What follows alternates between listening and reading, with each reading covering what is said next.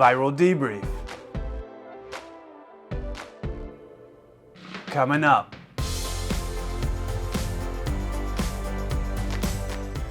Hey 7-4 crew, welcome back. If you don't know me, my name's Kelsey. I'm a 747 pilot. My channel, 7-4 Gear, is all about aviation. In this video, we have a plane that takes off but can't seem to climb, one that lands so hard it actually bends the airframe, and another plane which is able to land 3 different times on almost 3 different sets of tires. It's pretty impressive. Let's get into it.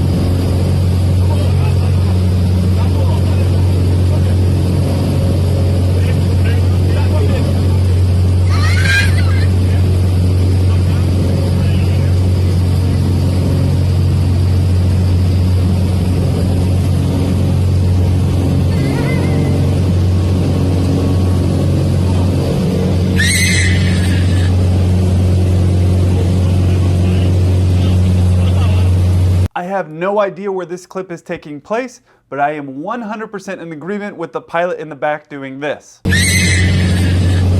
I would honestly be feeling the exact kind of way as that person who was screaming, because they're flying, but they're not getting any higher. They're just continuing to fly forward. It seems like more likely than not, it's actually the ground is going down, the altitude of the ground is going down, which is what's making it look like they're getting a little higher, but they should be climbing at a much better angle than that. There's 2 possible scenarios. One, you have a density altitude issue, meaning it could be a very hot, very humid day at a high airport, a high altitude airport, let's say Mexico City. This isn't Mexico City Airport, but as an example, it's a high altitude airport. It can get very hot and humid. So you have a high altitude airport, very hot and very humid. The plane doesn't have the same performance as it would on a cold, lower altitude. So let's take Alaska, Anchorage. In the middle of wintertime, it's very cold, the air is very thick, and that allows the plane to perform and do better. On a hot, humid day, on a high altitude, the plane doesn't perform as well.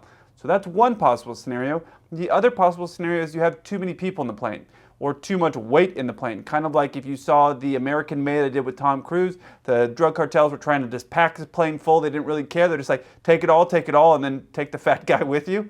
And he's like, no, I can't take all this weight. So you have 2 guys in the front of the plane who are arguing, you have me in the back screaming, and then you have someone recording out the back of the plane. So there's possibly 4 different people that are on here, but the person that's recording out the back of the plane is unwilling to look forward. They're just looking at the back thinking, I hope this works out okay. Next, I need to mention, of course, how they rotated, and they got so far away from the runway in such a short distance here.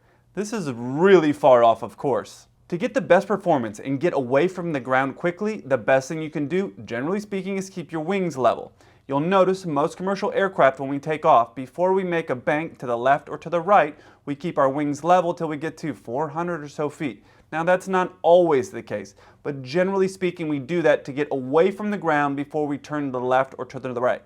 Because when we make that turn, we reduce the capabilities of our wings to help us climb up, because it's helping it turn to the left or to the right.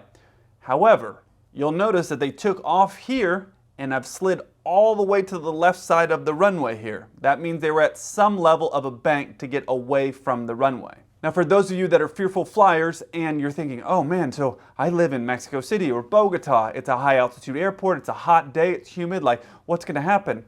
Well, the engines on a commercial aircraft and you're taking off, they're usually working at a reduced power setting. We're not usually taking off at a max blast. And there's a lot of times where I've taken off from Bogota, which is a high altitude, I don't know, 8,000 feet or so. It's a high altitude airport, and even with my 747, we don't always take off max blast, right? So it's not always that it's a high risk on a commercial aircraft, but on a smaller plane like this, it's definitely a higher risk.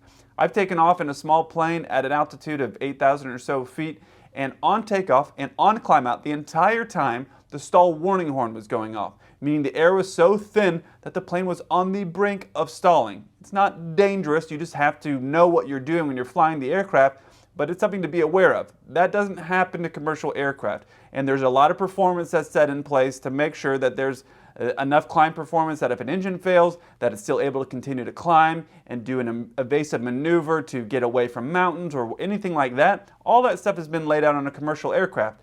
When you're flying a single engine plane like that, a propeller plane, a general aviation aircraft, those rules don't apply. Another thing I want you to notice here is this windsock, and look at the direction that the wind is coming from. So assuming there weren't any mountains or any restrictions from turning that direction, they could have turned that way and gotten some extra lift from the wind. This may be one of those scenarios where you say, okay, we're going to turn and we're going to do a slight gradual bank into the wind. Because by doing that, now you have the wind kind of giving you an extra 20 knots of boost, and that's going to help your plane be able to perform. Because your engine is obviously working at full speed, trying to make it fly, and it's not going fast enough to climb. If you were to turn into the wind, it's like speeding up and going an extra 20 knots quicker. And so by turning into the wind, you can continue your climb and get away from the ground and get away from all the dangerous buildings. So this guy is very close to the tops of these buildings. I would be very uncomfortable, and so was the person in the back who was screaming. I would feel a lot like them. Let's see this next video.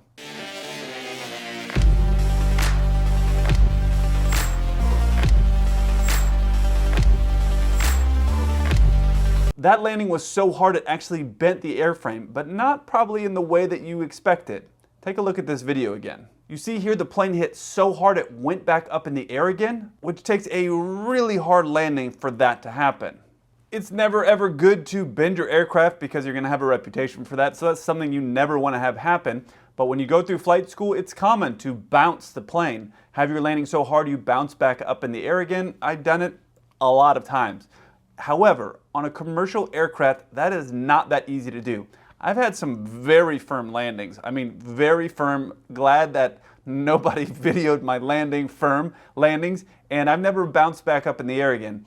So those landings, when you're gonna hit so hard, you're gonna bounce back up, it's never good. You really hit it hard to get these planes to go back up in the air again. You see the plane bounces here, and then the same thing that happens I've talked about in the smaller aircraft, and that's where it starts to porpoise down the runway. The nose goes over and it touches the ground first, and that means the entire weight of the aircraft is sitting right here on the nose. These planes are designed to take a heavy impact, but on the main gear, not on the nose. And before America's next top fighter pilot gets out there and tells me, well, these planes should be designed to take nose impact for landing, just realize that these people who are flying these planes are professional pilots.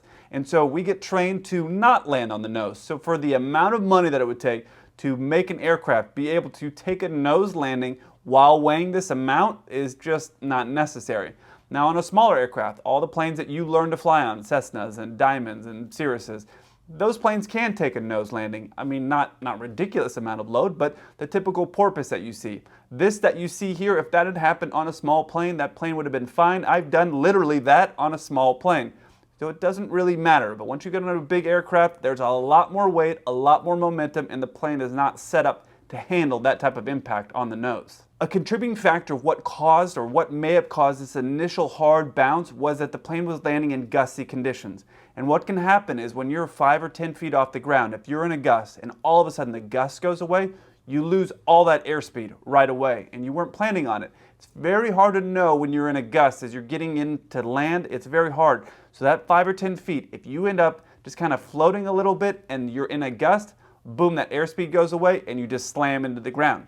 I know, I've done it a bunch of times, and I've flown, one of the aircraft I used to fly was a Jetstream 3132. It has very stout landing, so if you don't put it in smooth, it will let you know. So it's really easy to slam that plane in, and I was flying that thing around Texas, so we get a lot of windy, gusty days.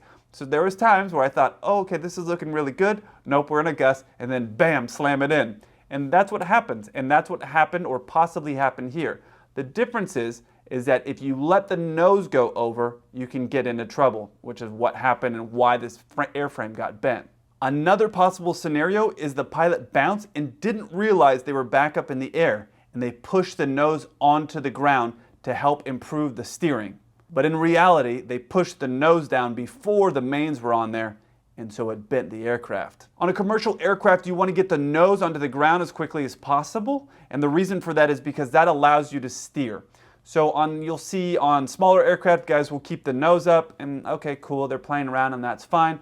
But on a large aircraft like this, you don't want to keep the nose up too long, especially on a windy day, because your nose wheel steering and your rudder are going to work together to keep you going straight down the runway.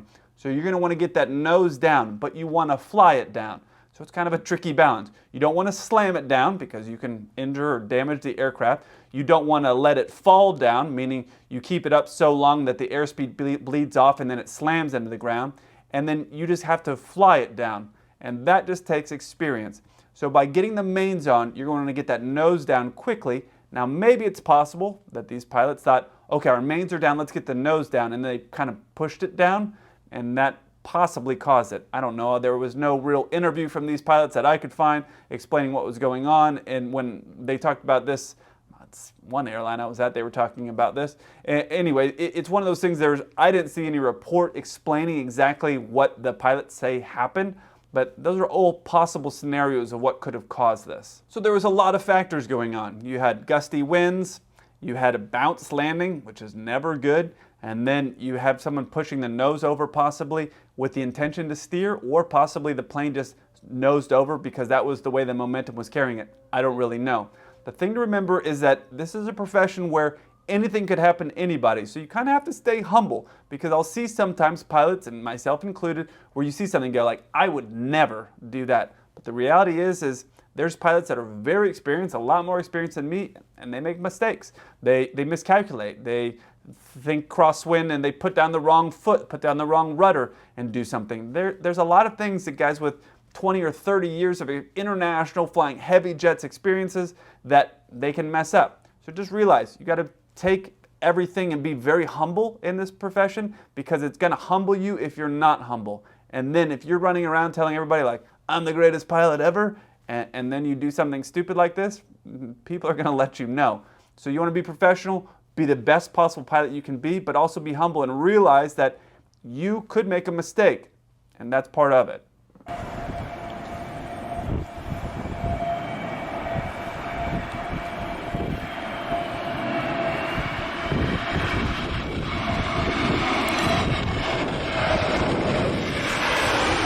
That was actually very similar to what almost happened in the last clip, except they almost got all 3 tires in 3 separate landings. Impressive. First, you're going to notice that the left tire hits on the plane. Then it goes back up in the air. Then the right tire hits just moments before the nose hits. You can see the smoke actually come out of that right tire right before the nose touches down. This was very close to being a repeat of the video we just saw. On a large aircraft, it's very important, I've talked about it a bunch, but keeping your wings level as soon as you touch down on the ground. As your aircraft gets smaller, it's less necessary because you have a lot more space and distance between your engines and the ground. So you can have a deeper bank angle as you come in and touch down. It's not necessarily recommended, but you can do it. On a 747, maybe a 777, I don't know, maybe an Airbus A380, I'm not familiar with what their rules are, but you can't put a big bank angle, because if you do, your engines will slap into the ground and you're going to be in trouble.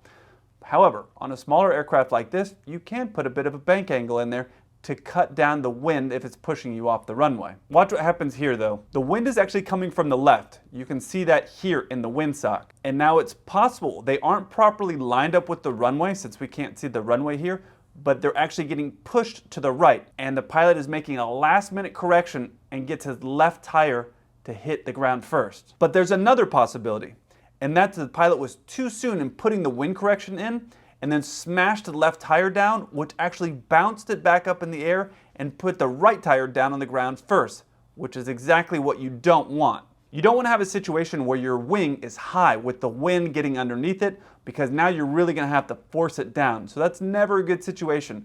You're always taught to keep the wind side of the wings, keep that one down, because you don't want wind to get underneath it. So it's possible, as they were coming into land, they made that early correction thinking, okay, I'm going to just kind of preemptively strike it and bank it over. And what happened is, it's possible that that's what happened, and they actually just slammed that tire down to the ground. Had the wheels gotten down, had the mains gotten down first, because they were pretty level right until just a second before, had they gotten those mains down and then put that in, that would have worked.